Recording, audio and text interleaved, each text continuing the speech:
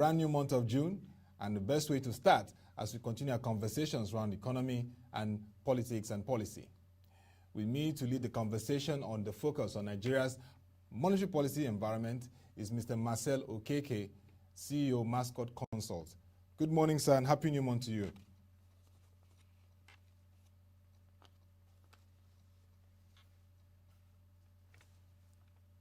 Good morning, Mr. Marcel Okeke. Nice to have you on the show.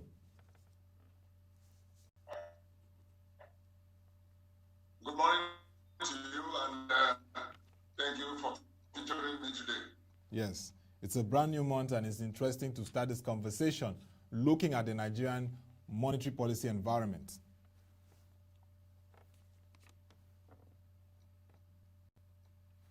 So let's first begin with the review of the developments in the Nigerian monetary policy space.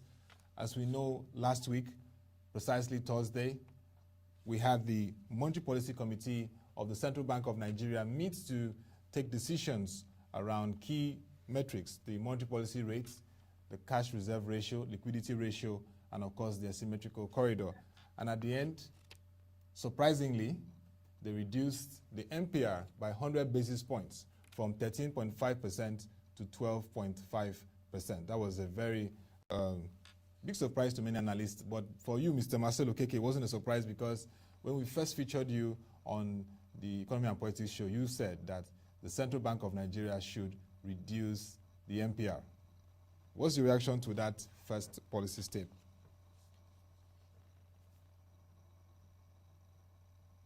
I want to thank you for kicking off with this.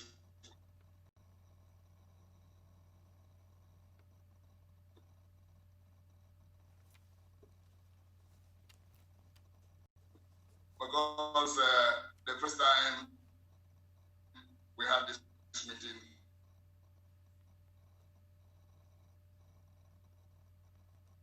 I did say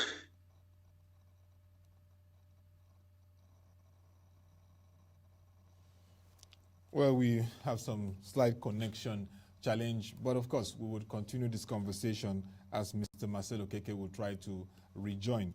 But of course, in our first conversation with Mr. Marcel Okeke during the period of the full lockdown, he advocated that the Central Bank of Nigeria should look at reducing the monetary policy rates to help stabilize the financial markets and the economy, considering the challenges that from the global level we're seeing the COVID-19 pandemic and its huge impact on the economy, critical sectors across the globe, which of course dovetailed into Nigeria. And it was nice to hear his insights. And of course, as many analysts make projections or make predictions, it's interesting to hear how he got it spot on, and the Central Bank of Nigeria, as if they were listening to him, took that decision. Note that many analysts, policy experts, even economists were more of the opinion that the Central Bank of Nigeria would hold rates, but that did not happen. What happened was that reduction by 100 basis points. And if you look at this comparatively in South Africa, there was a 50 basis points reduction. So that has been the trend globally. But Mr. Marcel Okeke, it's nice to have you back. You can continue. Yeah. But the price of oil suddenly crashed. The mainstay of the economy crashed. I know. And, because of the lockdown, businesses were shut down and nothing was really working. So the main source of money to the government, so to speak, which is oil, was literally gone. It's only now that, there appears to be some kind of rebound. So in this kind of situation, any policy the government can put in place to get more money into the system, to have more money in circulation, to kickstart businesses is welcome.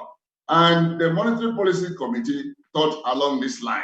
That was why they had to reduce the MPR by 100 basis points. So that is welcome. Thank you. Thank you.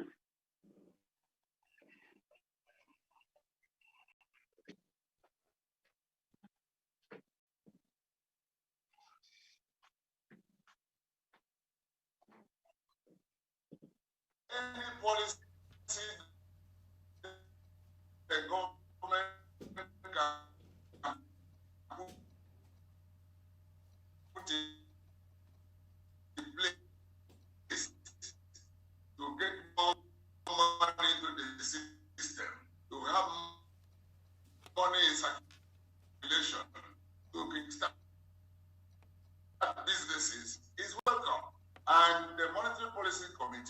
thought along this line. That was why they had to reduce the NPL by 100 basis points. So that is welcome. Thank you. Okay, so in essence, this was to drive economic activities, kickstart businesses, put money into circulation, revamp activities despite the impact of the pandemic. Is that what you're clearly saying? Hello? Can you hear me, Mr. Marcel Okeke?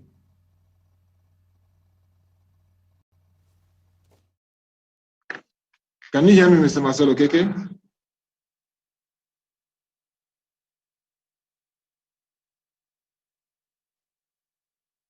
Okay. Okay, can you hear me now?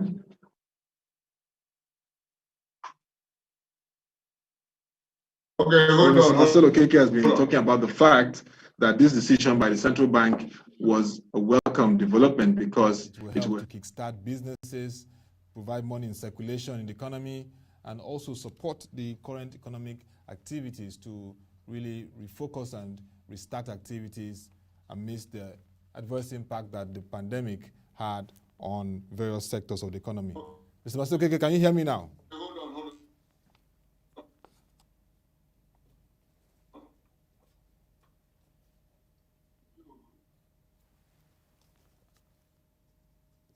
And for those of us that have been following the trends globally, we've seen that at the US, UK, Eurozone, and even major economies. All right. Okay, so I was saying that, yes, you stated that this was a right step in the right direction in terms of ensuring that activities continue to happen in the economy, money is in circulation, and the economy is supported effectively from the monetary policy space. Is that clear? Is that what you said?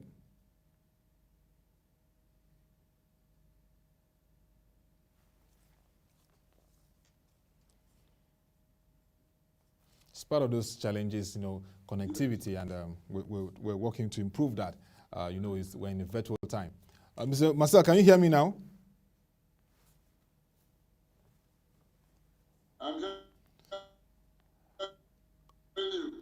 Okay, all right. So let's look at key activities that will shape the Nigerian financial services industry, because that is an industry that is very critical and was among the sectors that drove the non-oil sector growth that we saw in the first quarter 2020 report, GDP report from the National Bureau of Statistics. What, from your analysis as we build up to the second half of the year, will be the key activities that will shape the Nigerian financial services industry?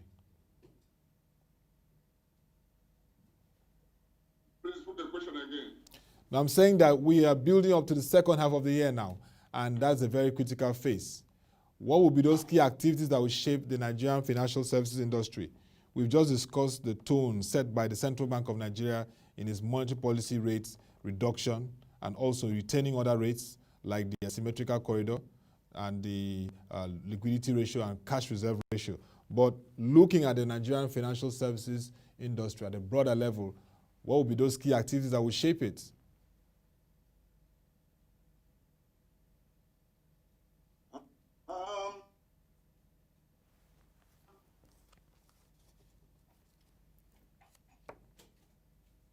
The services industry, starting with the commercial banks. It's going to be tough because it's not going to be business as usual. Many businesses have been victim of COVID-19. So many will not survive. Many of them, indebted to various banks. They are not going to come back. And if they come back, they will not come back in a shape that will enable them begin to service the loans they got from these banks. And so let me mention it now in person that there will be increase in non-performing loans. Non-performing loans. Yes, non-performing loans is going to go up because many businesses that support the life of banks are going to be in trouble. Even in terms of consumption, the human beings that consume whatever they're going to consume will not be in a position to consume a lot of commodities or goods as they used to consume. For example, if you go to people who bought cars, with bank loans, that consumer loan, who bought generators, who bought all kinds of utilities.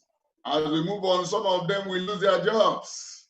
And some of them who are in the system, maybe their salaries are reduced and so on and so forth. So they will not be able to afford some of the things they used to afford before. All this will tell on the shape and performance of the banks. If care is not taken, there could be mergers and acquisitions.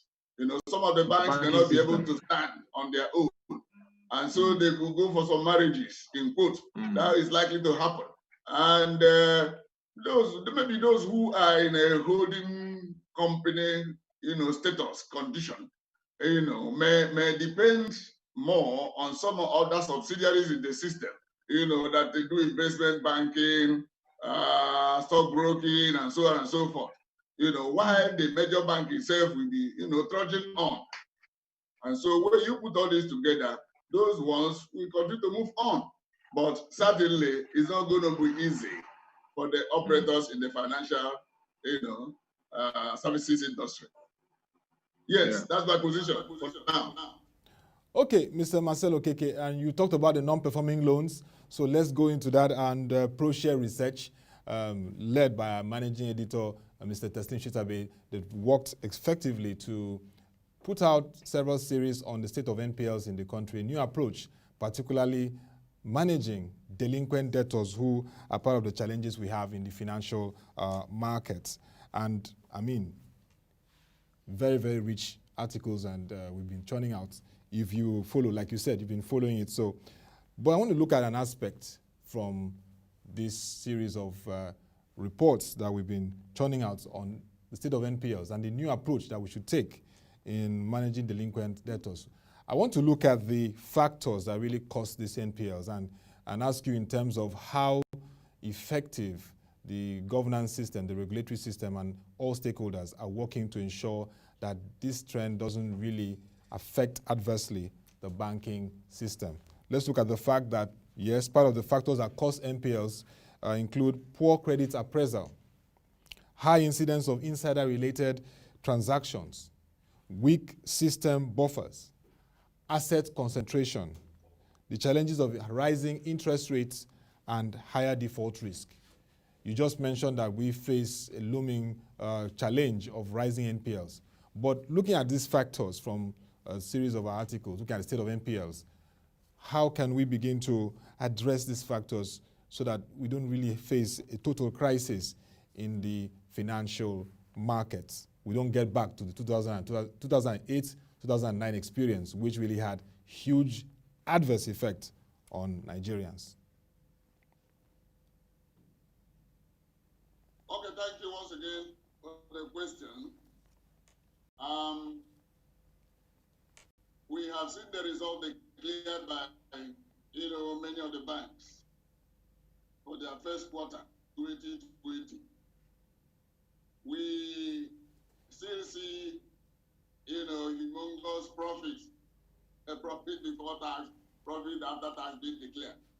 But I want to say that there have been trouble in the system even before the first quarter.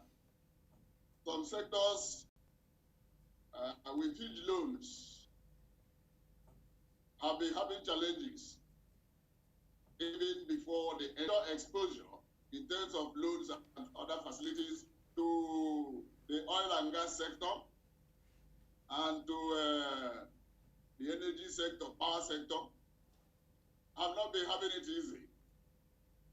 So this much of what we saw in their first quarter report this year is a reflection of the spillover of that situation. So many of them were recorded, either written off or whatever they did, but it still came over to show. And if you compare the level of NPL, non-performing loans, that they reported in this first quarter, with what it was in their first quarter report last year, 2019, you can see a quantum jump. So as a matter of fact, the rise should be something close to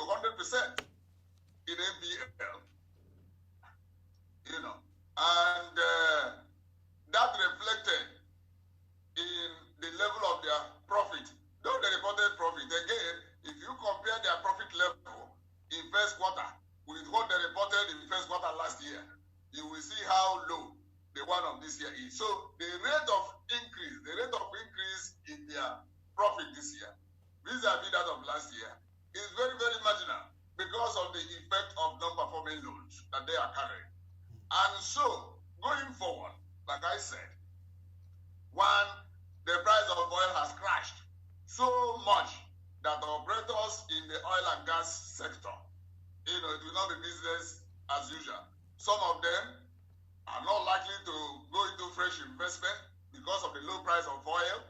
They are a business. So when oil is no longer profitable and they invest so much to explore oil and drill oil, and they know that the price of oil per barrel in no way encourages them to continue.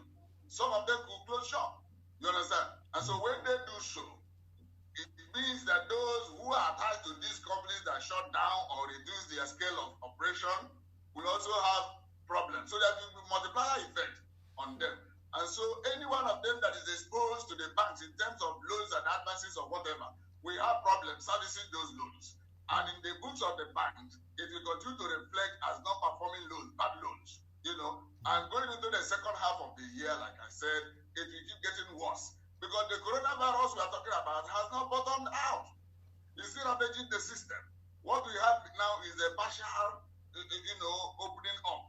By the time we have the full opening up, you now start seeing the trend. Every day you still have hundreds of people every day, that there are new cases of coronavirus. So what does that tell us? These are human beings, So the same thing applies to businesses. Some of them are going to be carried away by coronavirus. They're going to die naturally. Mortality of business entities and so on and so forth. So all that will reflect in the activities of the banks. You understand? And by the time they want to resort to the central bank to borrow, to have money to even give out as loans and advances, some will survive based on that, but many might not survive. And that is why I said it will lead to mergers and acquisitions. Let me stop here for now. Okay. So you re-emphasize that we expect rising NPLs and M&As to happen.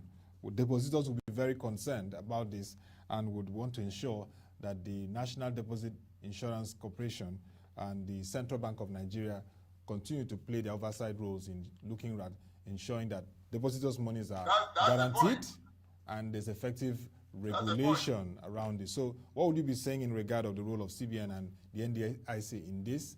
And particularly, we know that, yes, sectors, their exposures, you mentioned oil and gas, you mentioned power and energy, even aviation is also a major risk in this period of the pandemic. So, banks will face those challenges. Crisis, yes. So, what about the very delinquent debtors who need to be effectively managed to recover debts over time? They've had this character, they've had this approach of not willing to even come to the table and sort out their issues.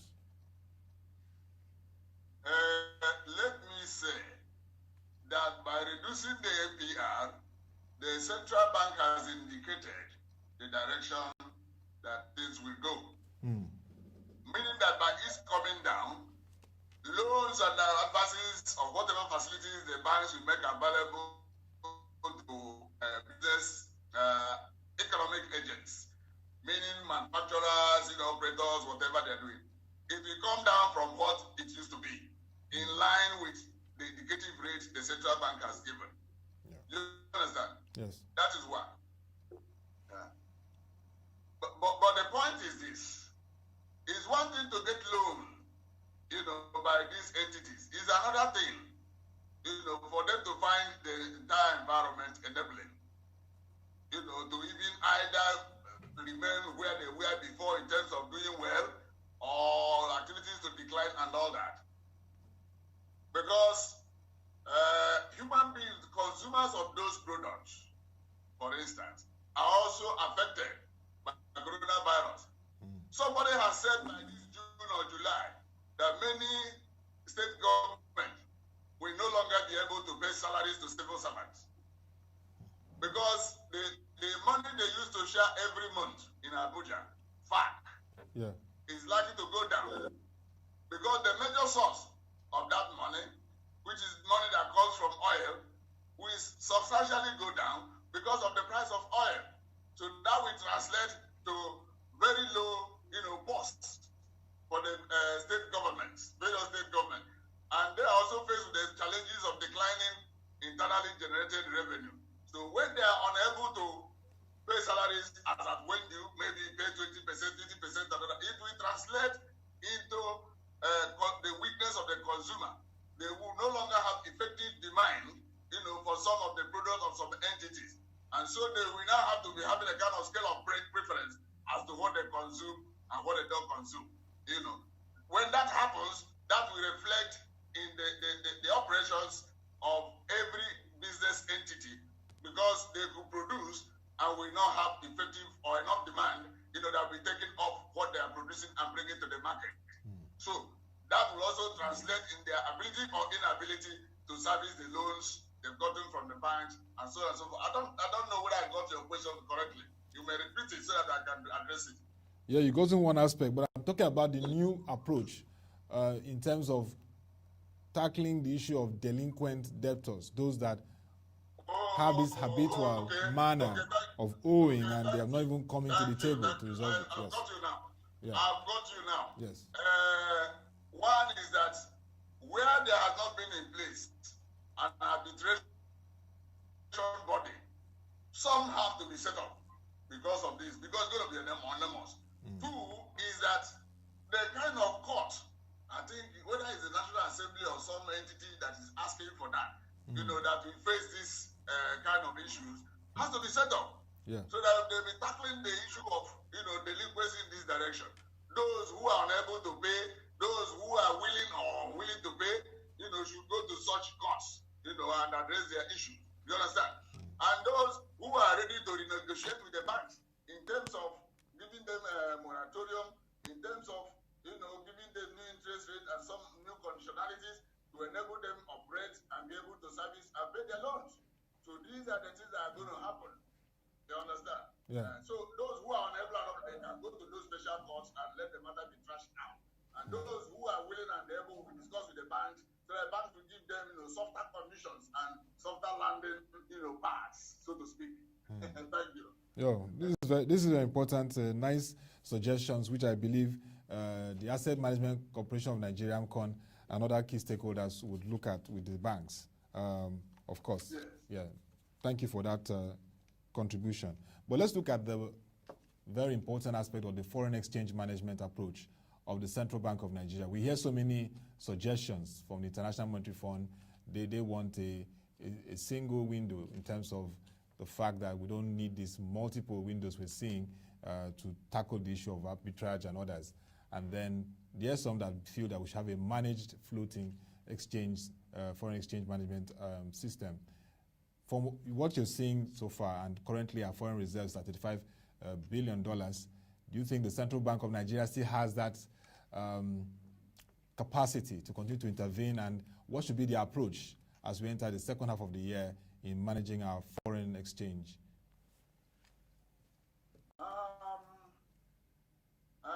The CBN will not have the capacity to manage our exchange rate the way it used to continue to defend the naira, which means there will be devaluation, there will be depreciation. Okay? Yeah. But having said that, there's what the central bank has been doing that will help to a large extent in stabilizing the value of the naira. And that is supporting fully what is called import substitution industrialization strategy. Import substitution industrialization strategy. What that means is that anything that can be produced locally here, and majorly from local raw materials, should be given all the support, 100%. And those who depend to a large extent on importation of machinery and raw material, we not have it easy. You understand? So we start talking about looking inward. For example, if you talk about rice today, so much rice is produced locally. So if the CBN faces a few other sectors, and give them all the support. Maybe in the next couple of months, we will have sufficiency, in those products locally here. That will now remove the pressure on the utilization of forex substantially. And that will also mean consume made in Nigeria products, which is what will save us in the new economy we are going into. The new economy that will come post-COVID-19. If we don't depend on what we produce and consume here locally, we're going to have it very tough. And that means that 5 billion we are talking about will come down to zero. Because the price of oil has gone down, foreign exchange will not be flowing in from, petrodollar anymore. As we speak now, the tension between the US and China is dragging down the price of oil. You understand? Before, yes, it was the tension between Saudi Arabia and Russia. Now it's the tension between the US and China. And that's not going to end tomorrow. So, which means the price of oil will continue to be low. And our economy is not sufficiently diversified in such a way that you have other major sources of foreign exchange to come in. So with that, the CBN will not continue with the old system, so that this country is not stranded in that direction. Yeah. Thank you for now. Okay. Very nice to hear that. I mean, we've seen what they've been doing in terms of the support to local production, domestic production, which is very important. We've seen the restrictions to over 41 items which they believe can be produced in the country. We've seen initiatives like the import and export FX window. We've seen various initiatives, and we'll continue to monitor that. But of course, it's very important that the Central Bank of Nigeria continues to be strategic, proactive, and provides that necessary signaling in terms of the approach to foreign exchange management and, of course, its monetary policy statements. But what are your closing thoughts in terms of the monetary policy environment as we enter second half of the year? What are those things that you've already talked about, the challenge in the financial services industry? We're going to see likely, of course, rising NPLs. We're going to see the challenges for bank sustainability, and some may have to explore M&As as major acquisitions, which, of course, will be concerns to depositors, where the NDIC and the CBN will have to step in. The approach in terms of managing delinquent debtors, the need to have arbitration process to fast-track resolution, and, of course, the central bank's FX approach. But what are your closing thoughts in terms of what we should watch out for, what will shape the monetary policy environments as we build up to the second half of the year? Thank you again for this question. The Central Bank of Nigeria, if you want to send dollars to your child or whoever abroad, you just go to any bank of your choice and pay in a certain amount. And now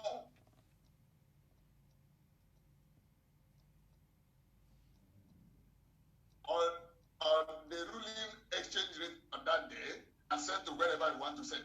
Today, that does not obtain. If you want to send any dollar, you must have dollar account, and it's from that your dollar account that you're going to send.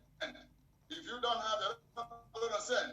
So that's one of the measures that's already in place now by the Central Bank of Nigeria to discourage, in quote, frivolous demand or speculative demand for dollar, for example. But let me also tell you, going forward, the Central Bank of Nigeria want to reflect the economy, want to bring in money into the economy. Remember, there was a circular, to deposit money banks, which is CBN policy measures in response to COVID-19 outbreak and the spillovers. That was dated March 16 this year. Let me quote the last statement, the very last statement. The paper was signed by Kevin Amugo, who is the Director, Financial Policy and Regulation. He says the bank stands ready to provide liquidity backups as and when required in view of this rule as banker to the federal government and lender of last resort. The CBN shall continue to monitor developments and will issue further updates as may be appropriate. What does that statement say? That the CBN were backing on measures that will make sure there's money in the economy. And he has done that substantially by reducing the interest rate.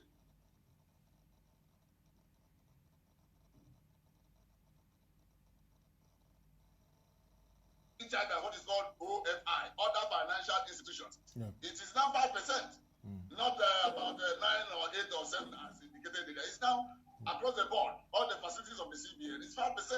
You understand? So that makes it, accessible, to business agents in the SME class. Now that it has brought down the NPL, indicating that banks will charge lower interest rate, it's not also unlikely that within the second half, it is still going to tinker with other indicators. He has brought now NPR by 1. CRR, I also said, will still come down, because if it comes down, if you leave no money with the banks to lend out, to now be able to meet the deposit loan ratio that the central bank has also indicated. So going forward, these are the things we expect.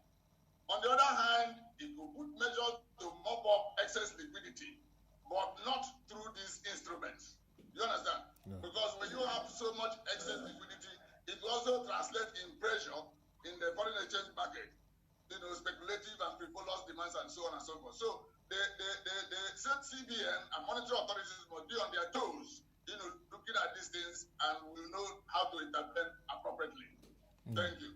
Thank you very much, Mr. Marcel Okeke, CEO Mascot Consult, for your very insightful contributions today on the Nigerian monetary policy environment. What we expect to see happen in the second half of the year as the build-up begins, and of course assessment of the monetary policy decisions taken so far and the financial services industry. Thank you very much. It was great having you once again on the show.